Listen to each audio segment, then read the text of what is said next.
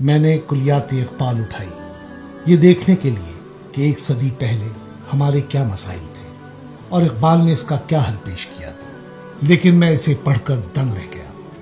آج وہ کشمیر ہے محکوم و مجبور و فقیر، کل جسے اہل نظر کہتے تھے ایران صغیر۔ ایسے لگا جیسے کلیات میں کوئی تحریف کی گئی ہو، مگر یہ حقیقت تھی۔ پھر کچھ ورق پلٹائے تو آج ہی کے امیر اسلامی ممالک نظر آئے۔ جانتا ہوں میں یہ امت حامل قرآن نہیں، ہے وہی سرمایہ داری بندہ مومن کا دین۔ تھوڑا اور آگے بڑھا تو امریکن الیکشنز کا بھی تذکرہ تھا۔ تو نے کیا دیکھا نہیں مغرب کا جمہوری نظام، چہرہ روشن اندروں چنگیز سے تاریخ تک۔ یونائٹڈ نیشنز اور ہماری اس سے جڑی توقعات پر تو ایک تفصیلی نظم موجود تھی جس کے چند اشعار یوں تھے: اس میں کیا شک ہے کہ محکم ہے یہ ابلیسی نظام، پختہ تر اس سے ہوئے خوئے غلامی میں عوام۔ یہ ہماری سیے پہم کی کرامت ہے کہ آج صوفی و ملا ملوکیت کے بندے ہیں تمام۔ ہے طواف و حج کا ہنگامہ اگر باقی تو کیا، کند ہو کے رہ گئی مومن کی تیغ بے نیام۔ بھائی واہ، میں تو اقبال کو آج کا شاعر مان ہی گیا، مگر ابھی اور بہت کچھ باقی تھا۔ فیشن کے نام پر اپنا حلیہ بگاڑتے نوجوانوں سے اقبال یوں گویا ہوئے کہ گرچہ مکتب کا جواں زندہ نظر آتا ہے، مردہ ہے مانگ کے لایا ہے فرنگی سے نفس۔ آئی ایم ایف اور موجودہ بینکاری نظام کے بارے میں کیا خوب فرمایا: تیری دوا نہ جنیوا میں ہے نہ لندن میں، فرنگ کی رگ جاں پنجے یہود میں ہے۔ شام اور فلسطین کا مسئلہ بھی اقبال نے آج کی آنکھوں سے دیکھا اور فرمایا: جلتا ہے مگر شام و فلسطین پہ میرا دل، تدبیر سے کھلتا نہیں یہ عقدۂ دشوار۔ پھر اقبال نے جہاں امریکہ سے معاہدہ کرتے افغان طالبان کا ذکر کیا، وہیں ادھر کے مخالف دھڑوں کو بھی خبردار کرتے ہوئے فرمایا: تیری بے علمی نے رکھ لی ہے بے علموں کی لاج، عالم فاضل بیچ رہے ہیں اپنا دین ایمان، اپنی خودی پہچان او غافل افغان۔ اقبال خود میڈیا کے آدمی تھے، یہ کیسے ممکن تھا کہ میڈیا پر تبصرہ نہ کریں؟ اور جب کیا تو حکومتی وزیر بھی اس کی زد میں آ گئے۔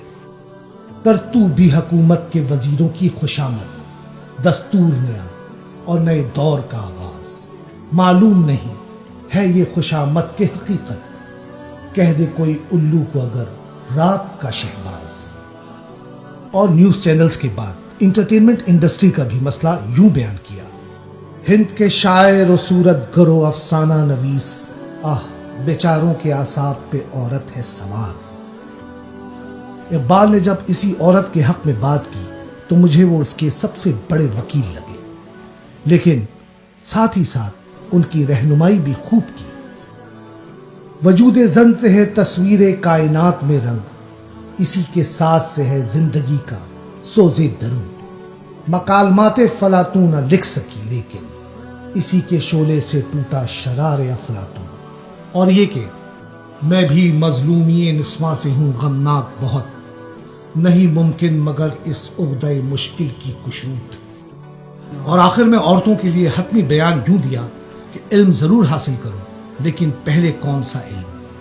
جس علم کی تاثیر سے زن ہوتی ہے نازن، کہتے ہیں اسی علم کو ارباب نظر موت۔ بیگانہ رہے دین سے اگر مدرسہ زن، ہے عشق و محبت کے لیے علم و ہنر موت۔ حد تو یہ ہے کہ اقبال ایک جگہ ہماری یونیورسٹی کا بھی نقشہ کھینچتے نظر آئے اور ہماری ذہنی غلامی پر طنز کے بغیر رہ نہ سکے۔ محکوم کے حق میں ہے یہی تربیت اچھی، موسیقی و صورت گری و علم نباتات۔ اقبال یہاں نام نہ لے علم خودی کا، موضوع نہیں مکتب کے لیے ایسے مقالات۔ اسی طرح میں کلیات کے صفحات پلٹتا رہا اور ہر جگہ ایسا ہی محسوس ہوا کہ گویا یہ ایک صدی پرانی نہیں بلکہ آج کی بات ہو۔ پھر مجھے سمجھ آئی کہ ہمارے مسائل اور کمزوریاں 100 سال پہلے بھی وہی تھیں جو آج ہیں، بلکہ شاید ان میں کچھ اضافہ ہی ہوا ہو۔ لیکن اقبال نے اپنی شاعری میں ہمیں ان کا حل بھی پیش کر دیا تھا۔ اس وقت کے لوگوں نے تو اسے آزما کر پاکستان حاصل کر لیا، لیکن ہم آج بھی اسے بجائے اپنے علاج کے صرف روایتی شاعری سمجھ کر ہی پڑھتے ہیں، بلکہ حد تو یہ ہے کہ ان کے نام پر جعلی اشعار کو آگے پھیلا کر داد وصول کرنے کی بھی کوشش کرتے ہیں۔ حالانکہ اقبال جو سچائی، بہادری اور عدل کا سبق دے کر گئے، اسی میں ہماری کامیابی کا راستہ ہے۔ سبق پھر پڑھ صداقت کا، عدالت کا، شجاعت کا، لیا جائے گا تجھ سے کام دنیا کی امامت کا۔